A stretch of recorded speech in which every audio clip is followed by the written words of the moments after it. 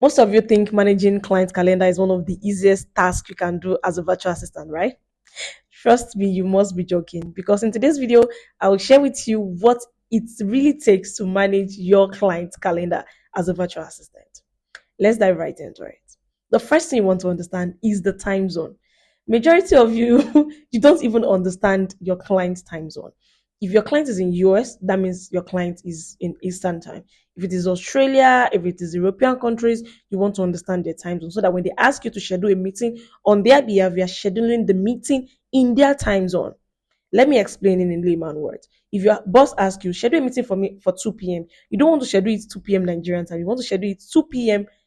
Eastern time or whatever the time zone of your client's country is. That one is very, very important. So you want to take note of that.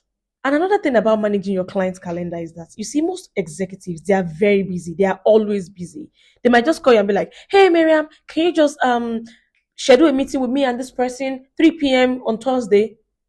And they just want to rush and go and add it to our calendar. No. Before you do that, you want to check our calendar. You want to be sure that he or she is truly available at that time. Because majority of them, they don't know they have another commitment at that time. But you need to check their calendar. Like, are you truly ready at this time that you want me to schedule another meeting for you?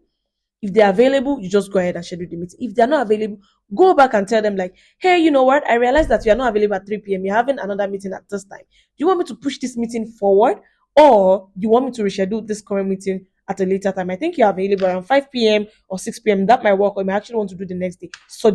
Make suggestion for them. You don't just go and say, "Ah, you're not available 3 p.m." No. You say something like, "Oh, I check your calendar. You're not available at 3 p.m., but you're available around 4:30 p.m. Do you want me to schedule this meeting at 4:30 p.m., or you want me to move the one at 3 p.m. to 4:30 p.m. and thereabout?" You see, you want to be proactive. It is not just about adding things to the calendar.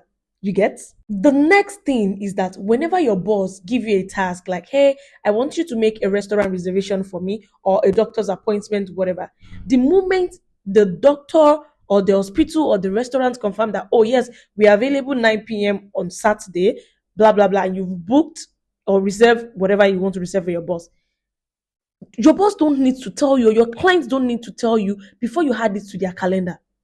The moment you book a reservation on behalf of your client, you should know that it is your duty to add it to their calendar so that they will remember that, yes, so today, oh, I'm having a dinner at 9 p.m. or today, oh, I'm having a doctor's appointment at 10 a.m. so that they won't go and have another meeting and add it to their calendar, whereas they need to be at the doctor's appointment. They won't tell you all this because they believe as a virtual assistant, you should know all these things. Am I communicating? That's why I'm taking my time to explain to you so that when next you want to manage your client's calendar, you will know what is expected of you as a virtual assistant. Now, another thing, let's assume your boss wants to step out of her house. This is not like a virtual meeting. Your boss wants to go for a restaurant. And let's say it is a lunch and your boss needs to be there around 1 p.m. Or let's say you make the reservation for 1 p.m. You want to ensure that you give a room. You want to calculate the distance from your boss house to the restaurant. So if let's say the driving time is 20 minutes and the reservation is at 1 p.m., you want to ensure that your boss leaves the house around 12:40 so that he or she can meet up the reservation at 1 p.m. So you don't want to book any meeting between 12:40 to 1 p.m. So when next your boss say that, "Oh, you know what? I want you to book a meeting for me at 12:30." You want to be like, "No, you have a restaurant reservation at 1 p.m. or doctor's reservation at 1 p.m.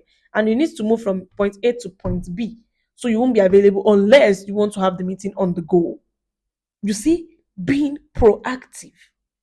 And let's assume the dinner or the reservation or the appointment ends at 2 p.m. You don't want to schedule another meeting for 2 p.m. You want to calculate the distance from that particular from point A to point B. Let's say from the restaurant to your boss house.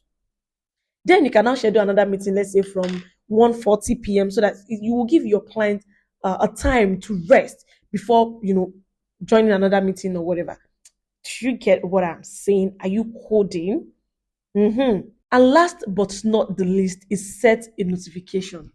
Yes, you want to set it. We have it in our Google Calendar. Set a notification. Let's say 30 minutes prior, 1 hour prior, depends on how important that particular thing is, because that will actually give your boss like an hint, like, yes, you have a meeting coming up in the next 30 minutes, or you have another appointment coming up in the next 1 hour. And if you have the time, you can actually just ping her when it's close to the appointment, like, hey, you have an appointment in the next 30 minutes, or you have a meeting with this person. Because it is not just about managing calendar.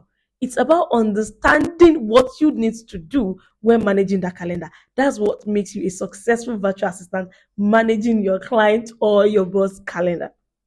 So let me know if you find these tips helpful. If you do not forget to subscribe. Yes, I don't want to say follow. Do not forget to subscribe, comment, like, share. What else? And don't forget to leave a comment and a thumbs up. It will really, really help me. Once again, my name is Omomi, a virtual assistant and a virtual assistant coach. If you want to get trained on how to be a virtual assistant, you can actually check my bio. You see a link to my TikTok page. You can actually join us. Let's connect, and you can message me, to enroll for the virtual assistant class. You're welcome. Bye bye.